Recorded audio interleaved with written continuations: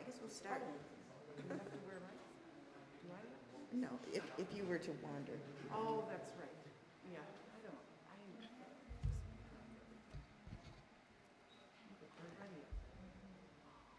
Good morning. Look how cute you all are. Thank you for being out here this morning. If you have been here other Decembers into Januaries, you will know that this extravaganza of laryngitis is just what I do. So you need not worry about me. I'm well armed with cough drops and tea and water. So I will, when I'm in motion, have my mask on. But just wanted to let you know, this is just what happens. So welcome. I am very happy to be sharing the worship space today with my friend and partner in ministry, Angela Warren. She is our Director of Faith Development. And just a reminder that masks need to be worn when you're in the building unless you're up here. And you'll notice that we also have air filtration in place. We've got the ceiling fans going, and we've got these fabulous Dyson fans at either end of the chapel. So the whole room is cycling new air like every 3 minutes or something. So we are doing everything in our power to make sure that you are as safe as you can be. I invite you to put your phones on worship mode, silencing them, or maybe even putting them on airplane mode, so that they don't interfere with technology, and also so that you can be fully present to the good friends that you are here with us. Together, whether we're in the building or online, we create a multi-generational, beloved worshiping community. I'm so glad you're here.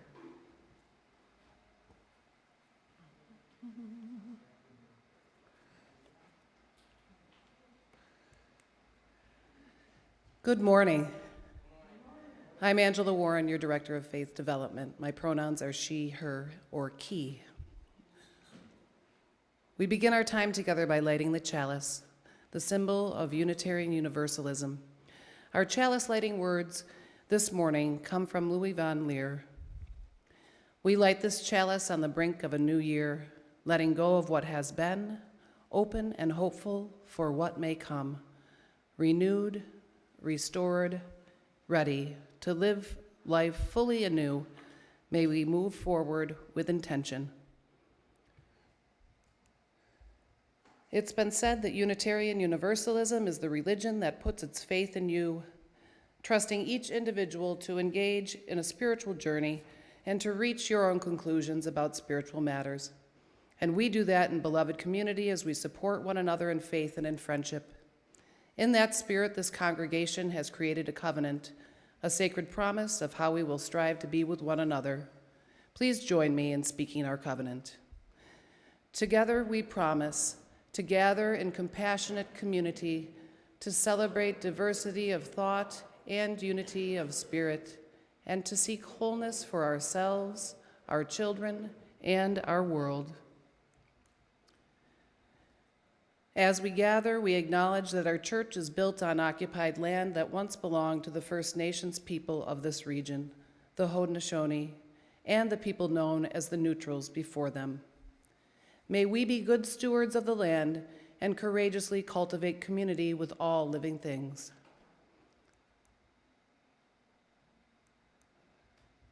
Oh, no. Okay. I'm new with this clicker. Each of us carries with us into this worship space cares and concerns, joys and sorrows. Perhaps there is someone on your heart. Together we create the container where we can put down our burdens, knowing they are held gently by this gathered community. No matter how small we are in the chapel, we know you're out there online too. For those in the chapel, I invite you to come forward and place a stone or shell on the table labyrinth as a symbol of putting your burden down. For those worshiping at home, you might speak the names and concerns, or perhaps type them into the chat in the live stream on YouTube. Now is the time to bring your whole self to the circle of love.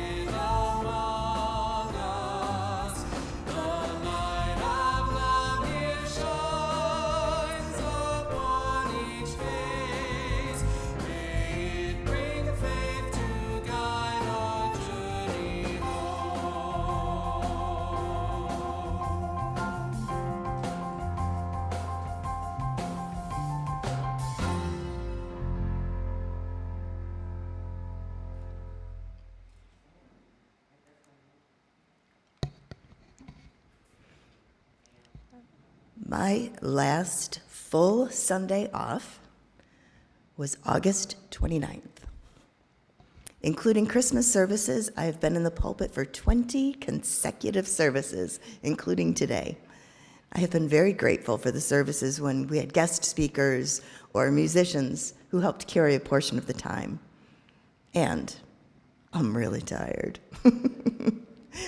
And my voice betrays what I usually am able to cover up. I'm fine. Unitarian Universalists are a little different from other traditions. Well, a lot different in a myriad of ways. But in their expectations of clergy, we are significantly different. UU congregations encourage their clergy to take off one Sunday each month. That does not have anything to do with sleeping in or going to brunch with friends. Who has time for friends? UU congregations support a monthly Sunday off for two main reasons: to give the minister the mental energy to work on other church issues and priorities during the time that would normally go to creating a sermon and service, and to open the pulpit to more voices. UUs value the spoken word, and we affirm the free pew and the free pulpit. Ministers are encouraged to speak their own truth, and congregants, all y'all, and guest speakers are encouraged to bring new insights, whether that is topical or simply based on personal experience. So basically, my presence in the pulpit from September through December has denied you the opportunity to hear from others. I apologize. I will do better. It's one of the reasons that I'm taking some sabbatical leave from May through August this year. I love you all. I love this work, and I'm tired. The effect of nearly 2 years of pandemic church, pivoting and recreating at every turn, and my own personal loss of both of my parents at the same time, along with becoming grandparents to twins. Why did I not think to include a picture of them? I regret that. I'll fix that some coming Sunday as well. It'll be like time for him, and it'll just be cute babies up there. And, all of this stuff has had an effect. Over the course of the next few months, I will be working with a sabbatical team to plan the services in my absence. I'm also delighted to share that the board has approved a month's leave with pay for our Director of Faith Development, Angela. Angela and I have created a whole new paradigm of faith development for all here at UUAmherst, and I recognize that in my absence, folks are going to turn to her for greater support. I love that about our shared ministry, and I'm so glad that she will have the opportunity to take some time away from mid-February to mid-March. You see, although ministers have certain benefits written into our contracts, our letters of agreement, our letters of call, religious educators are rarely afforded these same benefits. One of the things that I truly love about our congregation is that from the very beginning, this church has been the outliers. Think about it. In 1954, when the Buffalo Unitarians and Universalists joined forces 7 years before the national organizations would attempt to merge, they sold one of their buildings to have the funds to start a new ministry in the wilds of Amherst. The Buffalo Church on Elmwood Avenue, Elmwood Village, became the flagship church, and the UU Church of Amherst took on the role of daughter church. A little rebellious, but oh so groovy. All these years later, we are still an experimental church, the ones who are not afraid to reinvent what it means to be a faith community. We have this amazing sanctuary, which we call our chapel. It's a truly indoor-outdoor experience, and I fully endorse. It does not hurt my feelings if you're looking out the windows. There's a lot to see. I saw a coyote out back this morning. Oh, there's a lot of wildlife, lots to see. Take advantage of it. This is This is magnificent. This is special. It's true, Main Street has been built up over the last 60 years all around us, but we maintain our little haven of the church in the woods. What is so natural for us, faith development for all, is not at all what happens in most UU congregations. Angela and I function as partners in ministry, sharing a multi-generational ministry that has as its foundation the affirmation, everything for everyone. Angela and I do that together. And yet I am a full-time minister with all the benefits that includes, and she is a part-time religious educator. Have any of y'all had the experience of being a salaried part-time employee? Then you know, and I know from previous experience, that there is a huge chasm between being paid for 20 or so hours and the amount of time the job actually takes. Now imagine that what started as a job that only focused on children and families blossomed into a ministry for everyone. Imagine receiving calls and emails at all times of day and night, days when you have office hours and days when you're off. The magic of the internet means that we are all on call 24/7. If we open our email, we're on call. There are no boundaries around when we are in our workplace and when we are not. Add to that a worldwide pandemic and a small, groovy church's need to create webs of connection and opportunities for spiritual growth. That gives you a sense of the bigger picture. I know that you know, that Angela knows, that she works way more than 20 hours, right?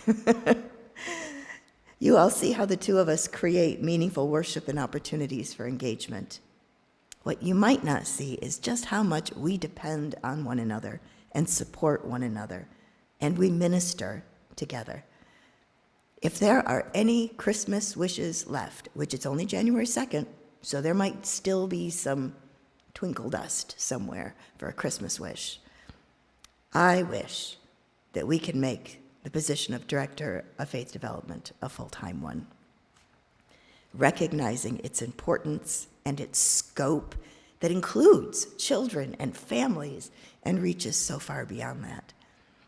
One of the things that makes UUAmherst unique and so strong in these uncertain times is the shared ministry that we offer.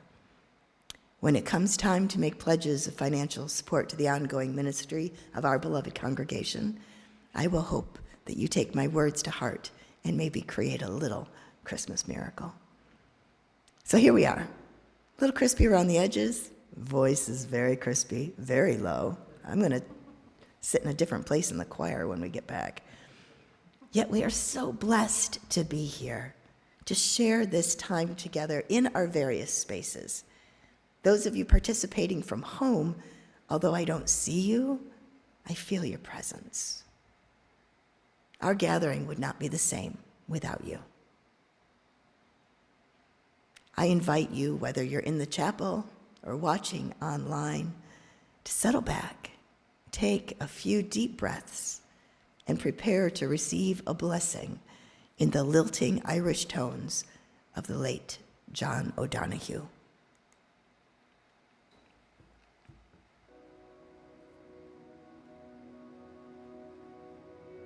When the rhythm of the heart becomes hectic, time takes on the strain until it breaks. Then all the unattended stress falls in on the mind like an endless, increasing weight. The light in the mind becomes dim. Things you could take in your stride before now become laborsome events of will. Weariness invades your spirit. Gravity begins falling inside you, dragging down every bone. The tide you never valued has gone out, and you are marooned on unsure ground. Something within you has closed down, and you cannot push yourself back to life. You have been forced to enter empty time. The desire that drove you has relinquished. There is nothing else to do now but rest, and patiently learn to receive the self you have forsaken for the race of days. At first, your thinking will darken, and sadness take over like listless water. The flow of unwept tears will frighten you. You have traveled too fast over false ground. Now, your soul has come to take you back. Take refuge in your senses. Open up to all the small miracles you rushed through. Become inclined to watch the wave of rain when it falls slow and free. Imitate the habit of twilight, taking time to open the well of color that fostered the brightness of day. Draw alongside the silence of stone until its calmness can claim you. Be excessively gentle with yourself. Stay clear of those vexed in spirit. Learn to linger around for someone of ease who feels they have all the time in the world. Gradually, you will return to yourself, having learned a new respect for your heart and the joy that dwells far within slow time.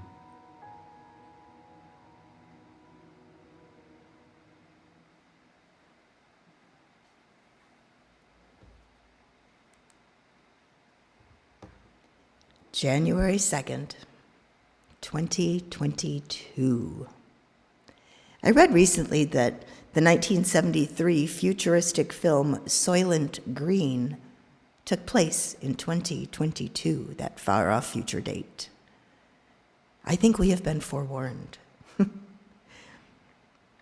So I wonder how many of you made New Year's resolutions this week. I noticed when I went shopping that exercise gear and books about getting more done, losing weight, and generally remaking ourselves were prominently displayed. Moving a little bit on autopilot, I reached for yet another book that promised the perfect eating plan to realize my unrealistic expectations for how much I should weigh and how clean my food should be.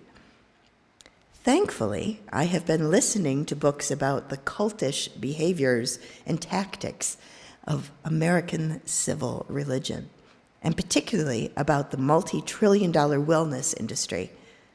So I did not pick up and purchase that book, but I was perilously close to doing so. Of course, seeking health and wellness for ourselves is not evil. It's the assumptions beneath our seeking where evil can be found. I suggest that we have all been brainwashed into believing that there is something fundamentally wrong with us. I use the language of brainwashing thoughtfully. It must start awfully young for us to internalize it so completely. But imagine how boring our New Year's resolutions would be if we didn't think we needed to fix ourselves. This year, I will try to fit in a few more naps and sunsets. Oh, boring. Who's going to make money on resolutions like that? When we believe that there is something fundamentally wrong with us, we are so easily swayed to try to correct those perceived flaws. I'm not saying you're perfect. Oh, I'm sorry, is that news? But none of us are. We are all works in progress. We arrive to this life with inherent worth and dignity, but what we do with those gifts is up to us. I wonder how much you have been assimilated into American civil religion, how much brainwashing you've knit into the fabric of your life. The widely accepted ritual of making, and yes, breaking, New Year's resolutions is just one manifestation. Of course we make resolutions. If we don't have goals, we won't get anything done. Idle hands are the devil's tools. Goals. They drive us to want to do and be better, don't they? I'm not very good at goals. Having goals is such an ingrained expectation that it gets me into trouble, that I just don't work that way. I remember interviewing for a clerical job, and as part of the interview, being asked where I saw myself in 5 years. I looked around the office and the offered salary, and I thought to myself, certainly not here. I did not say that out loud, just to be clear. None of the goals that I have set for myself have ever been attained, ever. I do not weigh the unrealistic number that I have tortured myself to try to achieve. I never made it to Broadway, except as a spectator. My net worth does not include more than 1 comma. I don't do goals. I prefer to have my life unfold, and that is not as random as it may sound, because I do like to plan things. I never made it to Broadway, but I did study theater, trained as an actor and director, had the opportunity to be a professional puppeteer, and helped others find and listen to their authentic voices in community theater. I never got rich, but my life has been so full and so rich as I let it unfold. When I came here in 2015 as a developmental minister, I sidestepped the goal-making part. As part of the contract, the Board of Trustees and I were meant to create goals, objective, measurable goals. I think the board at the time was exhausted after 2 previous transition ministries, so they went along with my very squishy goal of working together to build trust and to love each other. And then we spent a year discovering the power of that, the power of creating covenant together. And we created a covenant that we still use it in worship, and it still fits. It's still aspirational. Then, the next year, we did not, there's no checklist, there's no, okay, goal achieved, bing. The following year, we were like, we probably need a mission of some description, huh? And that unfolded. And over the course, it took a whole church year, but we created a mission statement that has been guiding our decisions ever since. No checklist, except maybe in hindsight. You can kind of look back and go, oh, yes, we did those things. Unfolding. I know I drive some of you nuts with my inability to make sensible goals. Maybe it's an allergic reaction, much like those of you who get the willies whenever I use God language. So we're even. We trust each other, we love each other, and our life together is unfolding. I invite you into a meditation. This meditation is a reading by Reverend Gretchen Haley, accompanied to music from Reverend Christopher Watkins Lamb. And it's just really pay attention. Okay.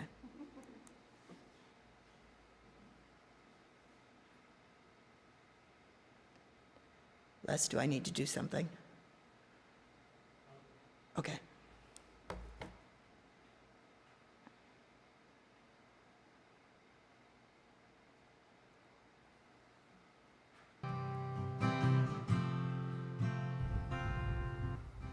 Give up the fight for some other moment, some other life than here and now. I'm just gonna breathe. Give up the longing for some other world, the wishing for other choices to make.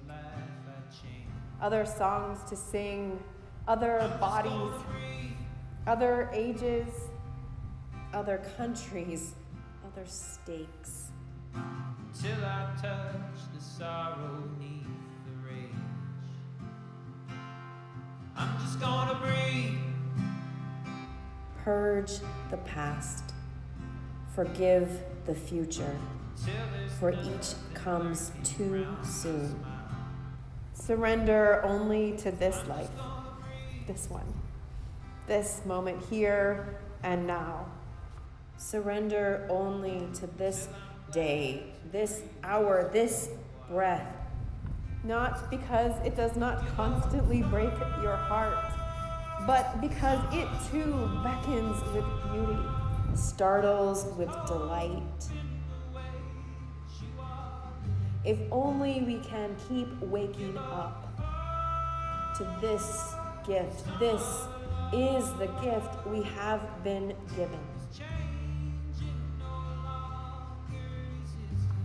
These body clothes, this heartbreak, it's ours. This pulse, it's ours. This breath, this light,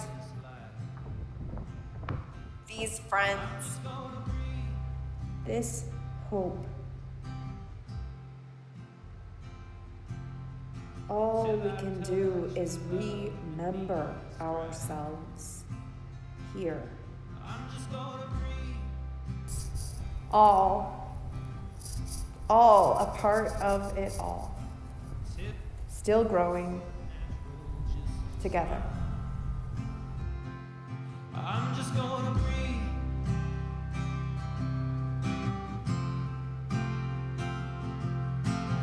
Until I'm glad to breathe here for a while. We'll give up the thought for some other love. Just hoping the way that you are living. We'll give up the thought for some other love. It's changing, no longer resisting. Come on and breathe, breathe, breathe. Come on and breathe, breathe, breathe. It's gonna breathe, breathe, breathe. Come on and breathe, breathe, breathe. Give up the fight, breathe, breathe. Some other life, breathe, breathe. Give up the fight, breathe, breathe. Some other life, breathe, breathe. I'm just gonna breathe.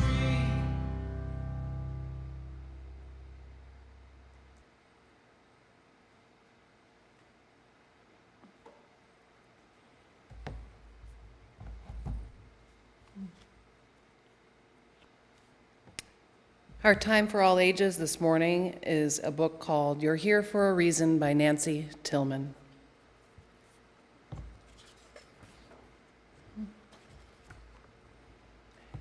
You're here for a reason, you certainly are. The world would be different without you, by far. If not for your hands and your eyes and your feet, the world, like a puzzle, would be incomplete. Even the smallest of things that you do blossom and multiply far beyond you. A kindness, for instance, may triple for days, or set things in motion in different ways. It travels much further than you'll ever know. Under the treetops, over the snow, till it's wandered and fluttered and floated and twirled, making things happen all over the world. You're here for a reason. It's totally true. You're part of a world that is counting on you. So don't be too worried if some days fall flat. Good things can happen even from that. Life can be tricky. There isn't a doubt. You'll skin your knees trying to figure it out. But life works together, the good and the bad, the silly and awful and happy and sad, to paint a big picture we can't always see, a picture that needs you, most definitely. Remember that next time a day goes all wrong to somebody else, you will always be strong. And that ball that you lose or that kite you let go could make someone's day. You just never know. You're here for a reason. If you think you're not, I would just say that perhaps you forgot. A piece of the world that is precious and dear would surely be missing if you weren't here. If not for your smile and your laugh and your heart, this place we call home would be minus a part. Thank goodness you're here. Thank goodness times 2. I just can't imagine a world without you. You are loved.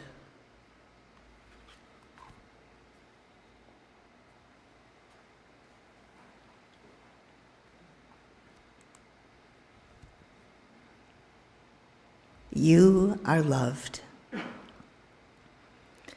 Contrary to all the messages you get from social media, magazines, advertisements, and even well-meaning family and friends, you are enough. You don't even have to make a New Year's resolution. Well, maybe just one.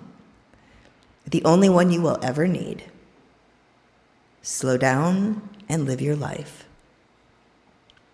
I read an article a few weeks ago about how people, and by people I mean Americans in particular, think leisure is a waste of time.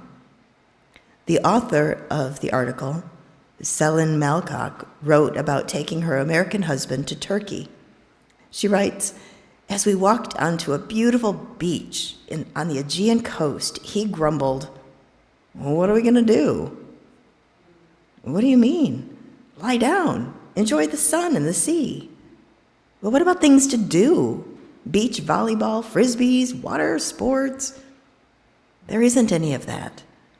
We're just here to relax.'" She writes that underlying each catchphrase like YOLO, you only live once, rise and grind, and the rise of hustle culture is the belief that resting or relaxing is a waste of time. Although you might fondly remember dancing the hustle in the mid-1970s, hustle culture is anything but fun. There's a DoorDash commercial that I have to mute every time it comes on. It begins with, "Good things come to those who work." And then with the images, the message is clear. Don't waste your time riding a skateboard when you could be hustling groceries so you can make money and buy yourself a better skateboard. I realize we're not probably all skateboarders here, but you get the image. I recognize hustle culture because I've lived it. Simultaneously taking a full load of seminary classes, teaching 5 different classes at Jamestown Community College, driving to Buffalo every other day to fulfill my internship at the Buffalo Church, while being a mom to a teenager, wife to a theater technician who worked an hour from home, and managing to still hold on to a vocal studio, made me a full-on member of hustle culture. I might have even been the honorary president. As an adjunct instructor, voice teacher, and director of community theater, I juggled what we call the gig economy for just short of 20 years. Maybe that is why I feel so strongly about slowing down and creating spaciousness in my life now. I love those words, spaciousness. Unencumbered time. What John O'Donohue called empty time. If I were a person who could make and meet goals, those would be my goals. Create spaciousness.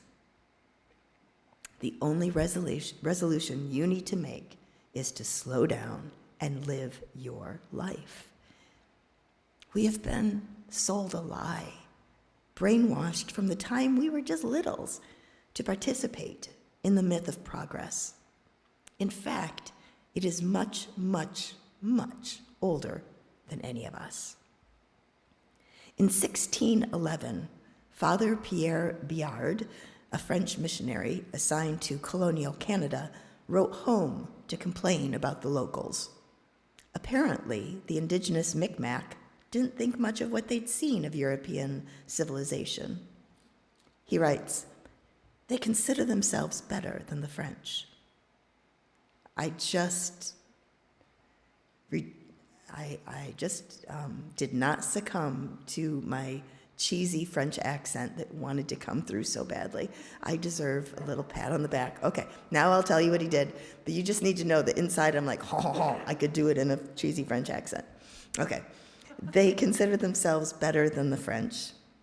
They say, you are always fighting and quarreling among yourselves. We live peaceably. You are envious and are all the time slandering each other. You are covetous and are neither generous nor kind. As for us, if we have a morsel of bread, we share it with our neighbor. They are saying these things and like things continually. Thus begins an article and a book review by Jared Spears in the newest issue of Yes magazine. The book under review is The Dawn of Everything, A New History of Humanity by David Graeber and David Wengrow, which is my next read on Audible, so I'll let you know in a subsequent sermon. It is the tale of what happens when a culture that has absorbed the myth of progress encounters an indigenous culture based in spaciousness. Those are my words, not Spears. Valuing unencumbered time is countercultural. It's just the kind of thing a church of groovy outliers would embrace. Thank goodness we found one another.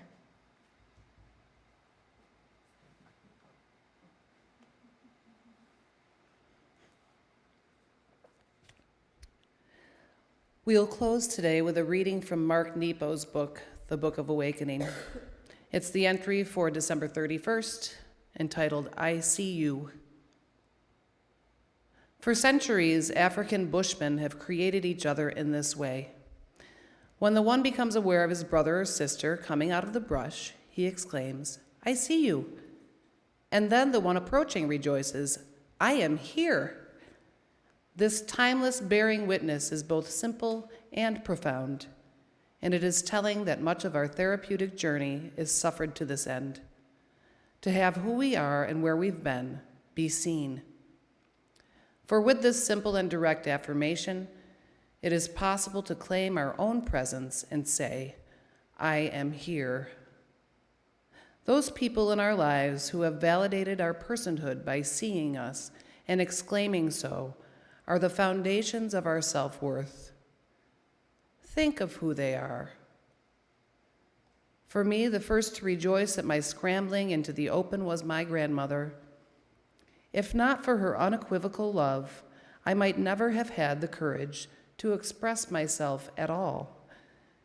And after all, isn't art in all its forms the beautiful trail of our all too human attempts to say, again and again, I am here. It is important to note that being seen enables us to claim our lives, and then it becomes possible to pass the gift on to others. But just as important as bearing witness is the joy with which these Bushmen proclaim what they see. It is the joy of first seeing and first knowing, and this is the gift of love. In a culture that erases its humanity, that keeps the act of innocence and beginning invisible, we are sorely in need of being seen with joy, so we can proclaim with equal astonishment and innocence that of all the amazing things that could have been or not, we are here. As far back as we can remember, people of the oldest tribes, unencumbered by civilization, have been rejoicing in being on earth together. Not only can we do this for each, it is essential. For as stars need open space to be seen, as waves need shore to crest, as dew needs grass to soak into, our vitality depends on how we exclaim and rejoice, I see you, I am here. I see you, and I am here, and we are loved and loving.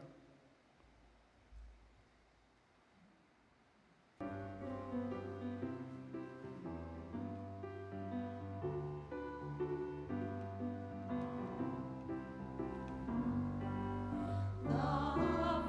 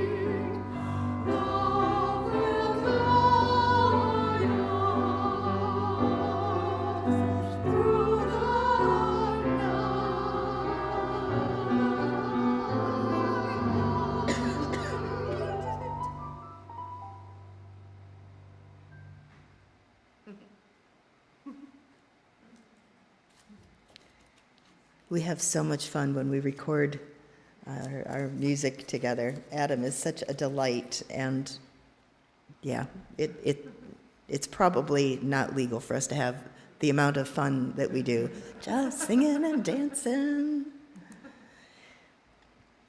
Thank you for joining us in worship today. I hope you have been inspired and uplifted by sharing this time together.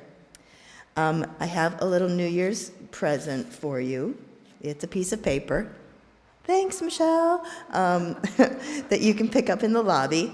On the one side is a sigil for the coming year. So there is a blogster on Patheos Pagan who each year in community creates symbols for health and compassion, and then they make it all into a single image, a sigil, to just affirm what goodness we want to bring into the world, that we want to both receive and be able to put out to the world. So these, and the little information on the back, so when you get home and think, why did I pick this up? You'll be able to see. For those of you online, I will be sending it out via all church email so that you will also be able to have it. It's just kind of a nice, yummy thing. A reminder that you can support the work and mission of this congregation with a financial gift, and there are baskets in the back. I see Mickey back there just waiting, and I hope that you will have a wonderful week and that none of you lose your voices. Let's extinguish our chalice together. Will you do the fire? Thanks. We extinguish this flame, but not the light of truth, the warmth of community, or the fire of commitment. These we carry in our hearts until we are together again. I'm going to suggest, rather than having you all try to sing as low as I am today, that we just speak the words of Travel Light together. Travel light and travel easy till I see you once again. Travel light and travel easy, and remember, I'm your friend. We do not have much time to gladden the hearts of those who travel with us, so be swift to love and make haste to be kind. Go in peace.